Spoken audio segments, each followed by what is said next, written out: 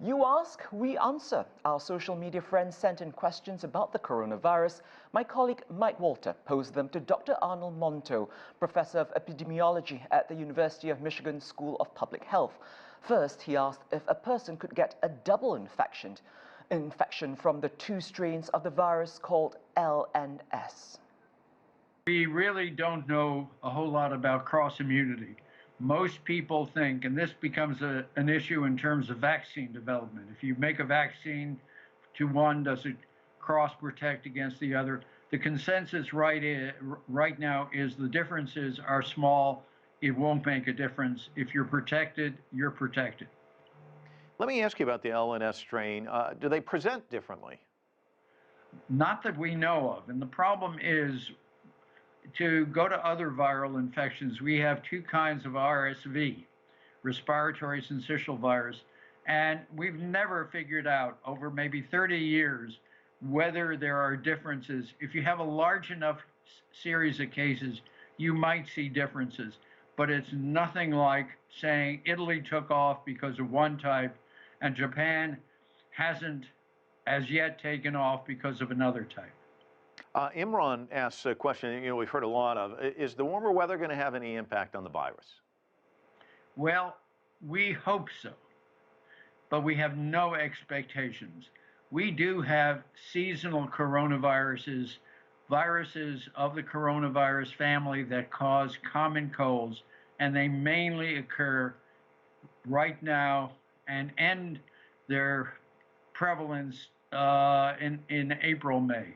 We have no idea whether warm weather is going to affect the virus, and we'll learn by what's going on in the southern hemisphere, because they are seeing transmission in Australia. South Africa has just locked down, and it's the end of summer there. So you're going to see some transmission. Whether it's going to calm down during warmer weather, which I think it will, because people will just are more out. They're not in closed spaces the way they are in the winter. The big question, is it going to come back in the fall and the autumn? That we really don't know. With flu, we have the experience. It did and it does. But with this virus, we really don't know. Ralph Oconee asked this question, can someone survive this virus without taking any medication? Well, basically, that's what's happening. We don't have any specific medication. What's being given to people who are in the hospital, in ICU, is supportive care, not attacking the virus itself, because we don't have any antiviral drugs. So the answer very resoundingly is yes, we do survive this virus, just like we survive most infections. It's only a small percent of the population, especially if you're not in a risk group, who will get in trouble with this virus. Is it true that sub-Saharan Africans have some resistance to the virus? There is nobody, no population is immune to this virus. And I'm afraid that if we are complacent, we will put important measures into effect too late to really control it well. This person asks, I've heard a lot about herd immunity. What is it, and why are people talking about that?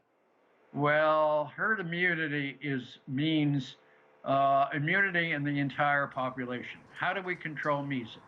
We control measles by vaccinating young children. If we have enough children vaccinated, if you stop vaccinating for a short while, you can't do it for a very long, the virus will not appear because there's enough immunity in the population. Some people are saying that that needs to be achieved here.